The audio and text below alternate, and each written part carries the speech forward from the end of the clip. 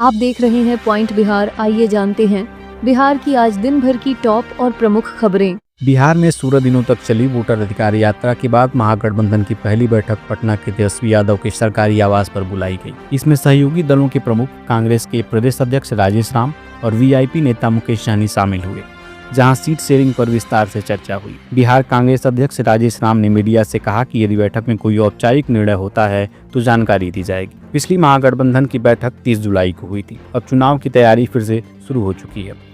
वाम दल खासकर भाजपा ने सम्मानजनक सीटों की मांग जोर शोर से रखी। बिहार सरकार ने महिला रोजगार योजना की शुरुआत की है। इसके तहत महिलाओं को 10,000 रुपए की पहली किस्त 15 सितंबर से पहले उनके बैंक खाते में मिलेगी। इस योजना का लाभ वही महिलाएं उठा सकती हैं जो जीविका समूह से जुड़ी हुई हैं। सरकार ने 2 से 7 सितंबर तक जागरूकता अभियान चलाने की तैयारी की है ताकि ज़्यादा से ज़्यादा महिलाएं इस योजना से जुड़ सकें। अभी राज्य में लगभग 1 करोड़ 40 लाख ग्रामीण महिलाएं और करीब 3,85,000 शहरी महिलाएं इस योजना से जुड़ी हुई हैं और उन्हें इसका फायदा मिलेगा।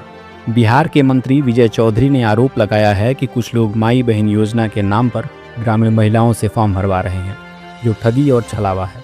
उन्होंने कहा कि सरकारी योजनाओं को पहले सरकार मंजूरी देती है, तब विभाग उसे लागू करता है। ऐसे अनुमति बिना फॉर्म भराना महिलाओं को गुमराह करना और धोखे देने जैसा है। चौधरी ने यह भी बताया कि इस तरह विपक्ष की कोशिश उस भरोसे को तोड़ने की है जो महिलाएं सरकार पर करती हैं। जनता इस झांसे में नहीं आएगी और सच को समझेगी, ऐसी उनकी अपील है। बिहार में पूर्णिया एयरपोर्ट का निर्माण लगभग अंतिम चरण में है।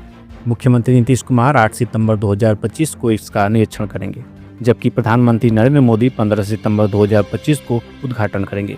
एयरपोर्ट के चारों ओर कनेक्टिंग रोड का काम जोरों पर है। चूनापुर से आसपास के इलाकों तक सफाई, सड़क चौड़ीकरण, मिट्टी भराव और प्रकाश व्यवस्था की तैयारियां भी शुरू हो गई हैं। साथ ही प्रधानमंत्री की बैठक के लिए सीसाबाड़ी में हैंगर और हेलीपैड बनाए जा रहे हैं और वीआईपी मूवमेंट सहित सुरक्षा को लेकर भी व्यापक तैयारियां की जा रही हैं। मुख्यमंत्री गोकुलपुर में बीजेपी कार्यकर्ताओं से मिलेंगे और उसी दिन एयरपोर्ट का दौरा करेंगे।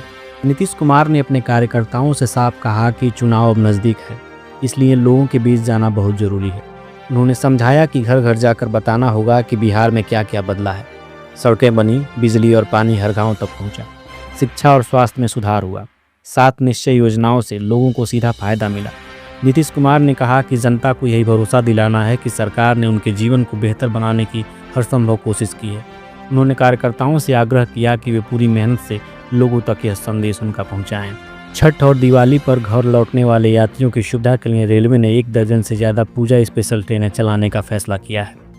इन ट्रेनों से हज़ारों अतिरिक्त सीटें उपलब्ध होंगी, जिससे लोगों को टिकट पाने में आसानी होगी। मालदा टाउन से आनंद विहार, कोलकाता से लखनऊ और अन्य कई रूटों पर ये ट्रेनें तय तारीखों पर चलेंगी। इससे दिल्ली, कोलकाता और अन्य बड़े शहरों से बिहार आने जाने वाले को राहत मिलेगी। त्योहारों के समय भारी भीड़ को देखते हुए यह पहल लोगों को सुरक्षित और आरामदायक यात्रा का अनुभव दिलाने में मदद करेगी। प्रशांत किशोर ने माई बहन योजना को लेकर तेजस्वी यादव पर तंज कसा है। उन्होंने कहा कि अगर तेजस्वी को कैलकुलेटर भी दिया जाए तब भी वे नहीं बता पाएंगे कि हर महिला को हर महीने 2,500 रुपये देने पर साल भर में कितना खर्च आएगा।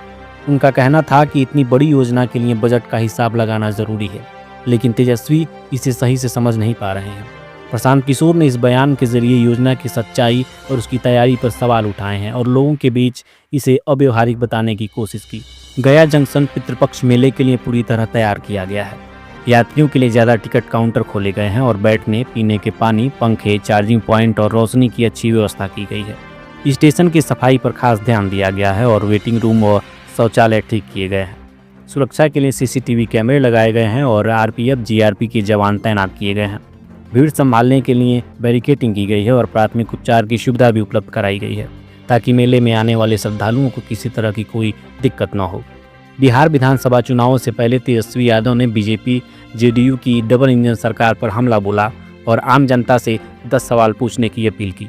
उन्होंने पूछा कि क्यों बिहार सबसे ज़्यादा गरीब राज्य है, महिलाएं असुरक्षित क्यों महसूस करती हैं, स्वास्थ्य व्यवस्था बेकार क्यों है, अपराध और भ्रष्टाचार क्यों बढ़ रहे हैं, बेरोजगारी और पलायन की मजबूरी क्यों बनी हुई है, स्कूल भवन क्यों नहीं बने, नए उद्योग धंधे क्यों नहीं आए और शिक्षा व्यवस्था क्यों चौपट है। तेजस्वी ने दावा किया कि इन महत्वपूर्ण सवालों का भाजपा या नीतीश सरकार कोई उत्तर नहीं दे पाएगी। इंटेलिजेंस ब्यूरो ने 455 पदों पर भर्ती निकाली है। ये पद सिक्योरिटी असिस्टेंट मोटर ट्रांसपोर्ट के लिए है और इसमें आवेदन करने के लिए उम्मीदवार का 10वीं पास होना जरूरी है। साथ ही वैध ड्राइविंग लाइसेंस और कम से कम 1 साल का ड्राइविंग अनुभव होना चाहिए। आवेदन प्रक्रिया 6 सितंबर से शुरू होकर 28 सितंबर तक चलेगी। चयन लिखित परीक्षा, ड्राइविंग टेस्ट और डॉक्यूमेंट वेरिफिकेशन के आधार पर होगा। चुने गए उम्मीदवारों को लेवल 3 के अनुसार 21,700 रुपये से 69,100 रुपये तक का वेतन मिलेगा। यह भर्ती युवाओं के लिए एक बड़ा अवसर माना जा रहा है।